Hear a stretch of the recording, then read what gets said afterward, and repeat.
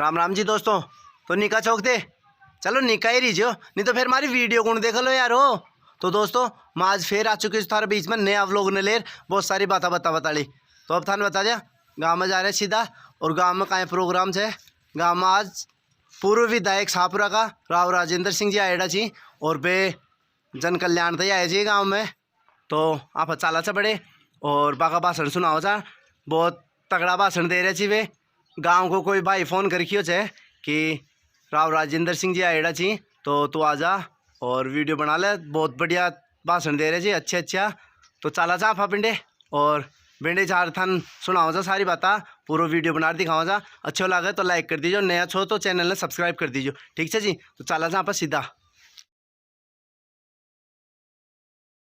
Bharatiya Janata party पूछे तो सही कांग्रेस प्रतिपक्ष का ये दायित्व बनता है कि सत्ता पक्ष को समय समय पर उनके वादों का याद दिलाता है। सकारात्मक रूप से प्रभावित कर सकते हैं, नकारात्मक रूप से। अगर आपको ये लगता है कि कानून व्यवस्था सही नहीं है, हम आपसे इस बात की सहमति लेना चाहते हैं। हम तो प्रतिद्वंद के दल के नेता हैं, प्रतिद्वंदी दल के कार्यकर्ता हैं, इसलिए हम आलोचना करेंगे कांग्रेस की, स्वाभाविक है, सही बात है।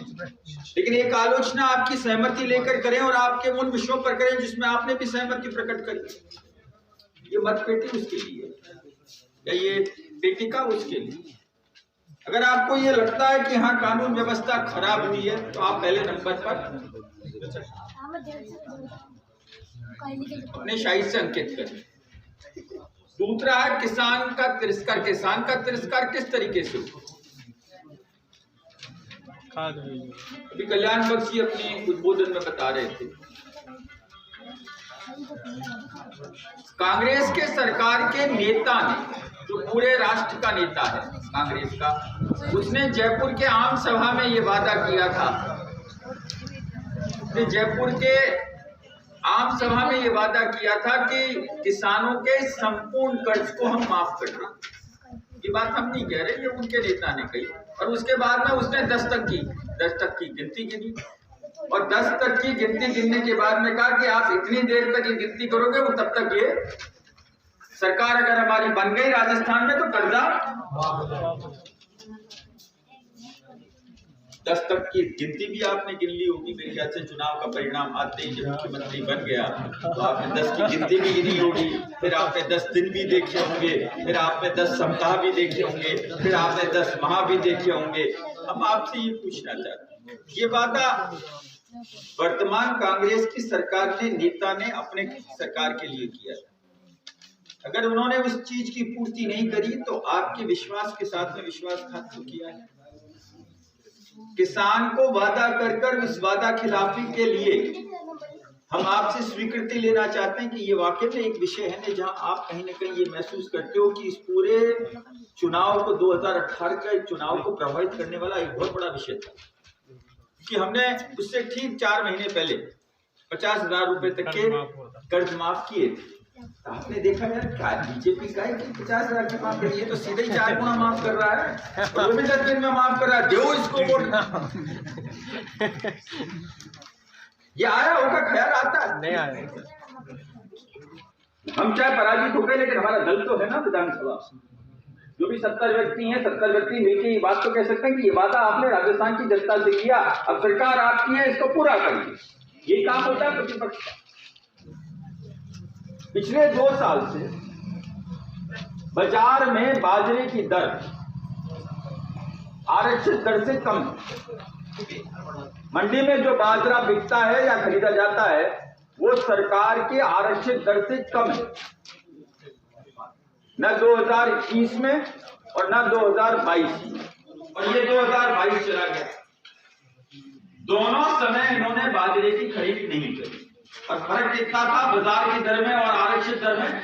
जहां बाजार में, मंडी में बाजरा 1500 से 1700 रुपए क्विंटल बिक रहा था, वहां आरक्षित दर 2350, 2350 सरकारी दर। तो क्या राजस्थान की सरकार का ये दायित्व नहीं बनता था कि किसान की एक फसल का उसको पूरे दाम मिल जाए?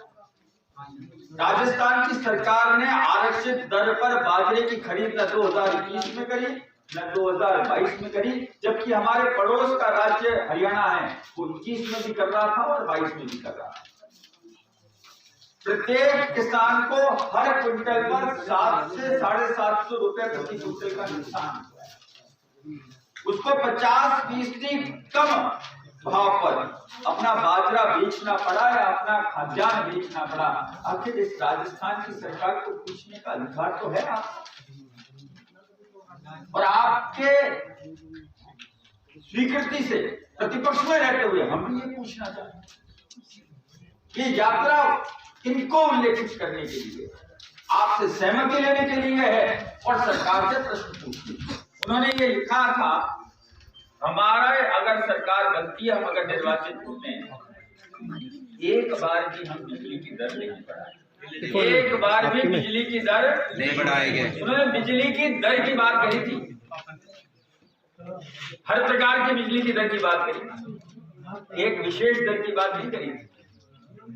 50 यूनिट फ्री देने की बात तो इन्होंने बाद में कही है बजट में। इनका इलेक्ट्रिसिटी रेगुलेटिंग एक्ट का, रेगुलेटर का एक वेबसाइट है, इसमें आप राजस्थान की बिजली की दरों का करोगे तो एक आ जाएगा। एक बार नहीं, इन्होंने पिछले 4 साल 11 बार बिजली की दरें, कितनी बार बढ़ाई? 11 बार।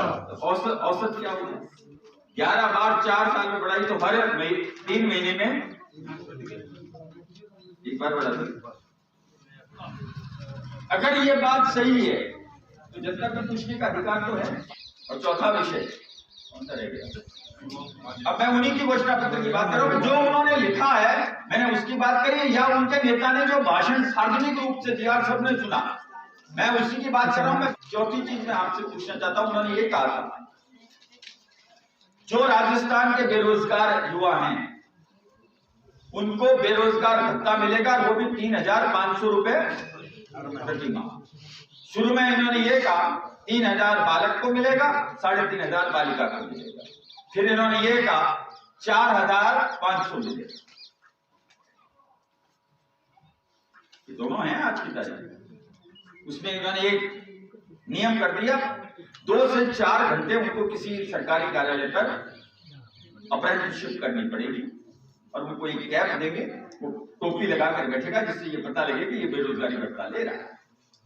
युवा टोपी लगाने को तो तैयार है, लेकिन अब युवा टोपी लगाने को तैयार है, लेकिन अगर सरकारी टोपी पहना रही हो युवा को सिर्फ भाषण दे देंगे तो उसका तो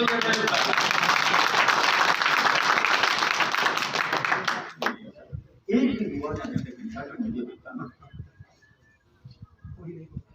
तो 4 साल में आपने अभी एक ही युवा की,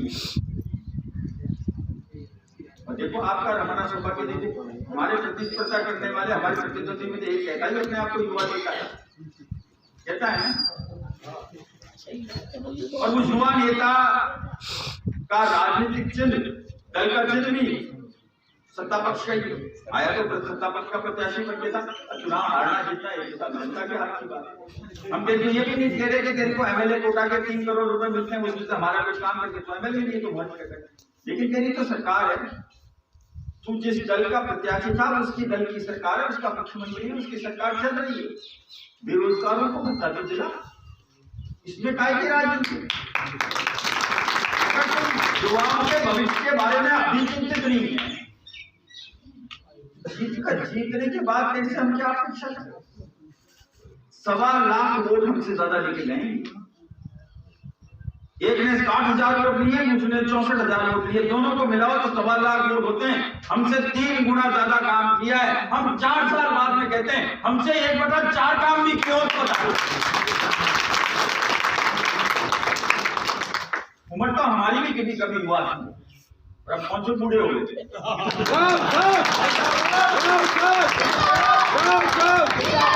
शरीर की अवस्था तो बदलती रहती, प्रकृति का नियम है, मानसिकता नहीं बदलनी।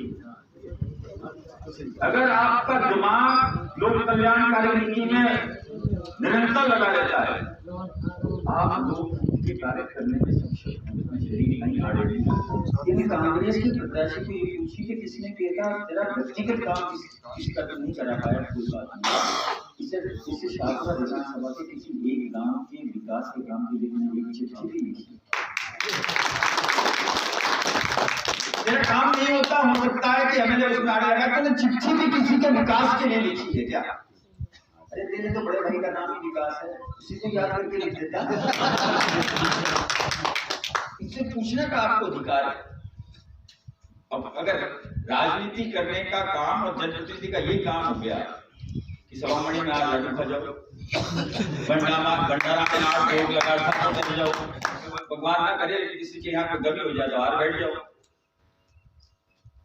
और कोई शादी बुला ले तो भी बैठे। अगर जनप्रतिनिधि के यही काम है तो मैं कुछ नहीं कहूँ, लेकिन जनप्रतिनिधि के इसके अलावा बहुत से काम। 1 जनवरी 2023 से उल्टी गिनती चालू हो जाएगी, एक दिन चुनाव के नजदीक आ रहा है। हम आपका स्वागत करेंगे हम प्रवासी और देखो एक लोगों को बाकी के सभी बिना नाम सारा स्वागत करते हैं।